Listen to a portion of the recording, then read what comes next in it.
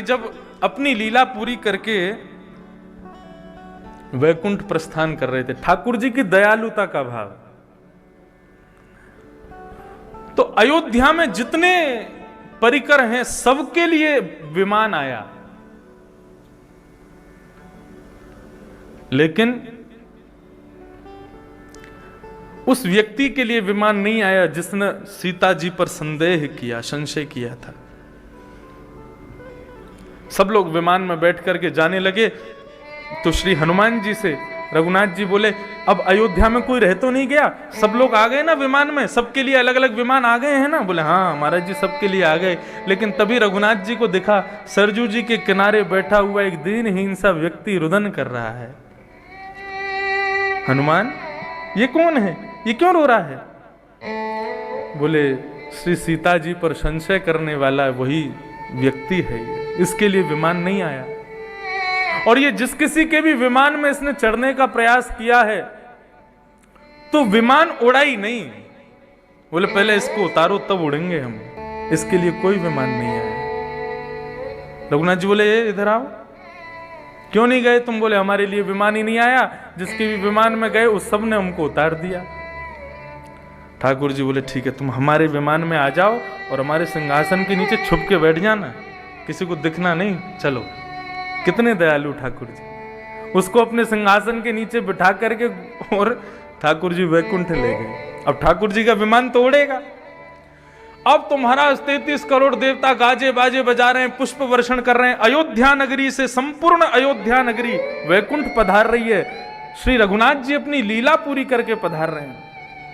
एक एक करके सबके विमान अंदर प्रवेश करते जा रहे हैं। सबसे पीछे सबसे विशाल पुष्पक विमान पूरे राम दरबार से सुसज्जित ठाकुर जी का विमान आ रहा था। वेद ध्वनि होने लगी, शंखनाद होने लगे, मृदंग बजने लगी। जैसे ही वैकुंठ में प्रवेश करने लगे, वैकुंठ के विशाल स्वर्ण कंचन के दरवाजे अपने आप बंद हो गए। रघुनाथ जी बोले ये क्या हुआ? वैकुंठ,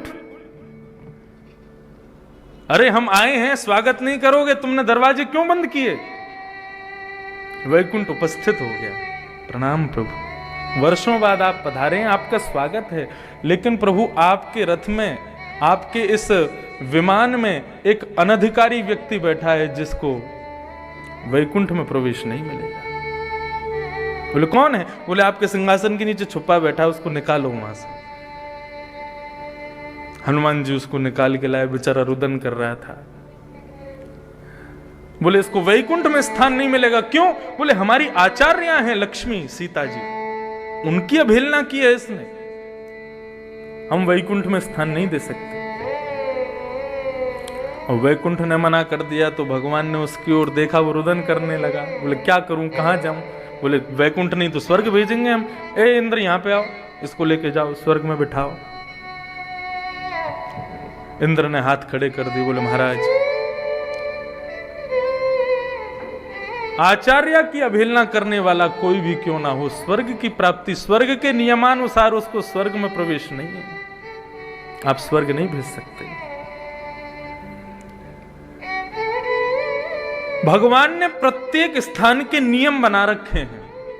यदि उन नियमों से पृथक कोई व्यक्ति उस स्थान में प्रवेश भी करना चाहेगा, देवता भी उसको ले जाना चाहेंगे, तो वो स्थान उसको प्रवेश नहीं करने देगा।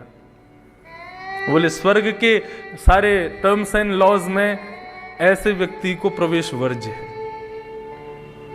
भगवान बोले कोई नहीं, हम तुमको शिवलोक भेज देंगे। शंकर जी कहाँ हैं? शंकर जी इनको लेके जाओ अपने संग, कैलाश में रखना। बोले भूत प्रेत पिशाच डाकनी साकनियों को रख लूंगा, लेकिन गुरु अवज्ञा करने वाले को मैं अपने शिवलोक में भी नहीं रखूंगा। ब्रह्मा जी से कहा तुम ले जाओ। ब्रह्मा जी बोले अभी इस्तीफा दे दूंगा ब्रह्म पद से, लेकिन ब्रह्मलोक में इसको नहीं लेके जाऊंगा। वरुण कुबेर सबने मना कर दिया, सब इस्तीफा, रिजाइन लेटर सबने साइन कर दिया। बोले हम रिजाइन कर देंगे, लेकिन लक्ष्मी जी के अपमान करने वाले को, आचार्य के अपमान करने वाले को अपने स्थान पर नहीं ले जाएंगे। कहीं इसके संग से हम में दोष आ गया तो? 33 करोड़ देवता में सबसे लास्ट में भैंसा पे बैठे 2 सिंह वाले, 2 सिंह को मुकुट हमने देखे टीवी में, कौन? श्री यमराज जी। ऐसे होते नहीं है कोई उनके दो सिंह जैसे, ऐसा कुछ नहीं है। यमराज जी का भी स्वरूप खूब सुंदर है, देव जैसे ही हैं। अब ठाकुर जी ने उस व्यक्ति की ओर देखा, बोले अब तो यही स्थान बचा। बोला इससे बढ़िया तो मुझे अयोध्या ही भेज दो। बोले नहीं, हम इनको बोल देंगे, तुमको कुछ कहेंगे नहीं, अब यहां तो तुम जा ही सकते हो। यमराज जी को बुलाया, यमराज जी जाओ, इसको ले जाओ, अपने पास नरक ले जाओ, लेकिन इस पर कोई यातना वगैरह इसके संग मत करना, अपना कोई पार्षद बना लेना। यमराज जी बोले महाराज क्षमा करें, गुरु अवहेलना करने वाले को नरक में भी स्थान नहीं। ये कितना बड़ा पापी है, आप अनुमान लगा लीजिए। भगवान उसके लिए सिफारिश कर रहे हैं और नरक के भी द्वार उसके लिए बंद हैं। गुरु अविज्ञा से डरिए, कभी किसी गुरु संत महापुरुष किसी भक्त का अपराध ना हो जाए हमसे, नहीं तो नरक में भी स्थान नहीं मिलेगा। ठाकुर जी को थोड़ा गुस्सा आ गया। बोले तो ठीक है, आप सब लोग पहले ही मान चुके हैं कि इसको नहीं ले जाएंगे? बोले बिल्कुल नहीं ले जाएंगे। वैकुंठ से कहा, अंतिम बार पूछ रहे हैं इसको अंदर लोगे कि नहीं? बोले बिल्कुल नहीं लेंगे। ठाकुर जी कृपालुता देखो, अपनी भ्रगुटी टेढ़ी की और वैकुंठ से भी 100 योजन ऊपर एक दूसरा वैकुंठ निर्माण कर दिया। बोले अब सब लोग रहो यहीं पे, मैं और ये दोनों उस वैकुंठ में रहेंगे। जैसे ही ठाकुर जी को क्रोध आया, सब लोगों ने आकर के क्षमा मांगी और सब ने कहा प्रभु इसका एक उपाय है। बोले क्या?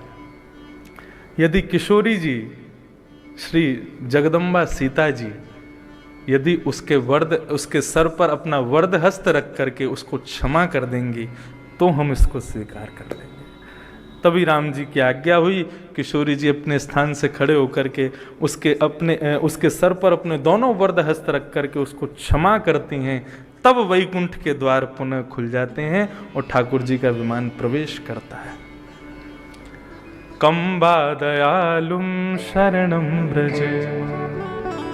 हम और किसकी शरण में जाएं? इनसे ज्यादा दयालु कृपालु कोई भी नहीं है। इतने दयालु हैं, इतने कृपालु हैं ठाकुर जी। मैं तो रटूं सदा तेरा नाम, दयालु दया करो।